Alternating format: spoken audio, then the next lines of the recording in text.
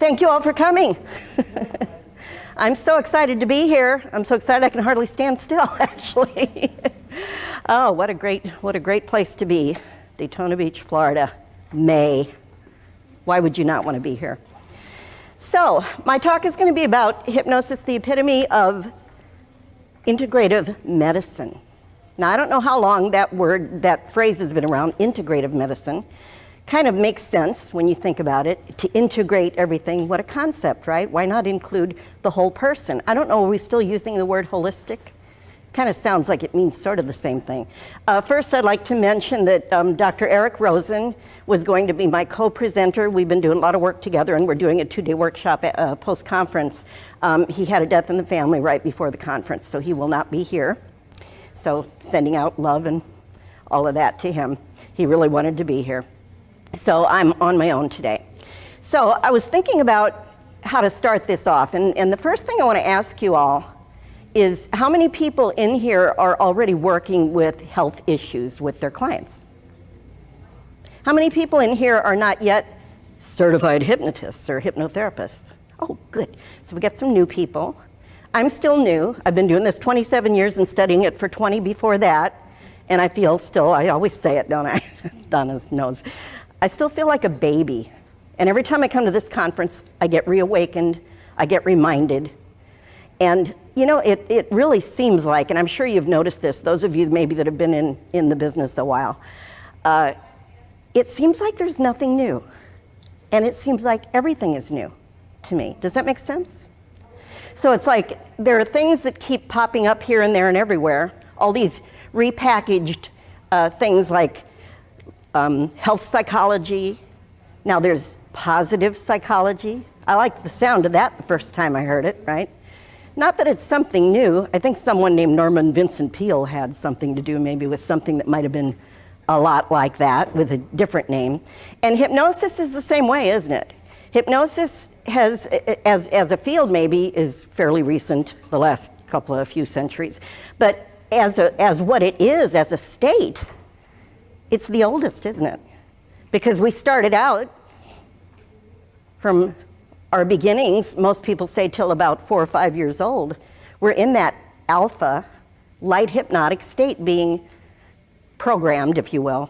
Not a great word, but being conditioned, learning things, taking in things without any filters, so to speak, for the most part, until we get around 4 or 5, most people say. So that's why a lot of us don't have too many memories before that point. And yet a lot of our built-in program that's running in the background 24 hours a day, our thoughts, our emotions, all of that, kind of got kick-started there. So anything that happens after we become aware and get into beta state and into consciousness, what I use the word unconscious, but subconscious, unconscious, whatever. Conscious is what you're aware of right this second here, which I don't know, depending on what you had for lunch, how much that is. And unconscious or subconscious, all the rest. I just say all the rest is what's outside of your awareness right now. And we know, and I've been doing a lot of research lately, and I'd like to take a whole year off just to research more about all this. Because what happens is, up until about age 5, they say you can teach a child 4 or 5 languages at the same time. They get it. They don't have the filters that say, oh, this is going to be hard, or I don't know if I can do this. Hopefully they don't have that yet, for the most part. So you can learn. You're in that learning state. And what do we do when we put someone into hypnosis? We put them right back into that learning state. So I'd like to put you all into the learning state, which some of you may have had different variations of it. This is nothing new as anything else. And yet, I do it a lot with classes, and I've done it a lot with a whole lot of other great people out there in the world of hypnosis. And every time I do it, it gets better. And that's the way a lot of this work is. So if you'd like to, as long as you're here, if you'd like to go ahead and get more into that learning state for being here. Because again, if you're listening to me and taking notes and whatever, you know, I had one class where medical hypnosis, and everybody, it was a few years ago at the time when everybody had their little tablets, and everybody through the whole, it really kind of threw me off a little. I was like, they're not going to get it. They're sitting there with their conscious mind through the whole class. This is about using your creative, unconscious learning mind.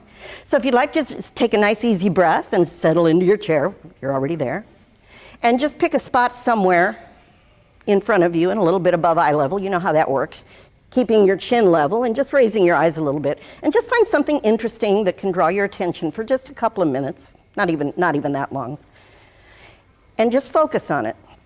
And take another easy breath and let yourself imagine that your eyes can just send like a laser beam of focus out to that point, without having to have any reason to do it. It's nice sometimes just to do things without having to have a reason.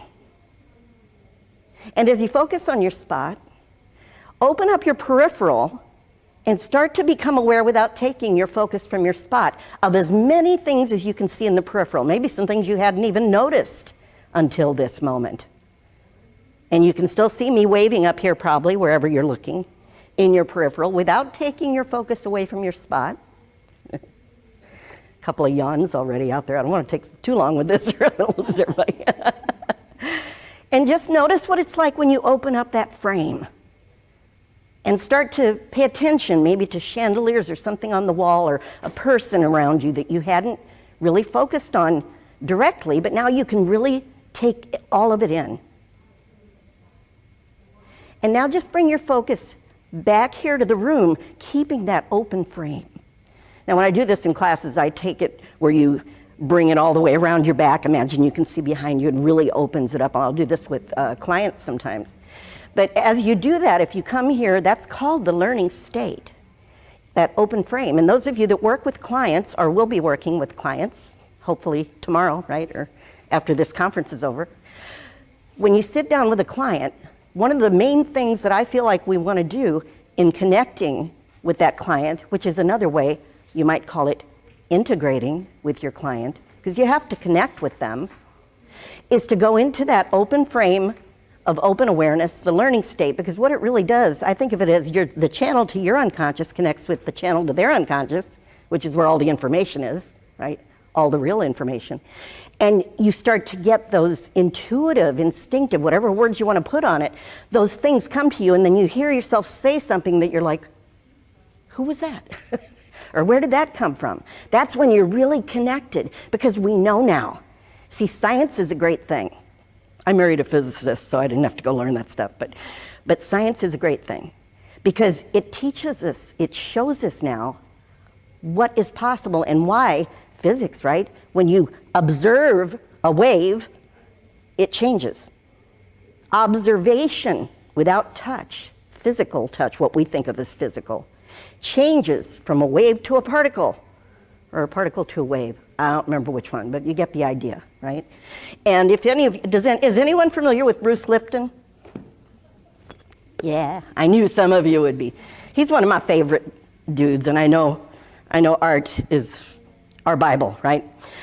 Bruce Lipton was a cellular biologist, professor at Stanford University, studied stem cells and a whole lot of other stuff that I probably can't even pronounce.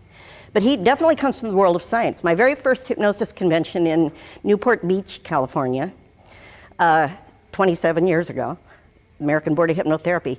I'm reading through, who am I going to go see? Who am I going to go see? And I'm all excited. And I see this guy, Bruce Lipton, and I read his bio.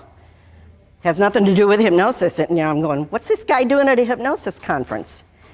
And it was one of the best seminars I ever attended, before he ever wrote any books. And everybody actually blocked the door so he couldn't get out. They wouldn't let him in the seminar. And it was, a lot of what he said was very science-wise over my head, but he made us understand this is what proves how the cells receive every single thought you think. The biology of beliefs is what that book is. So beliefs. So think about integration, integrating with your client, connecting with your client, tapping into the unconscious, that energetic field, if you want to think of it like that. I don't care what words you put on it. Something magical happens. And the interesting thing is this isn't new. This isn't new, right?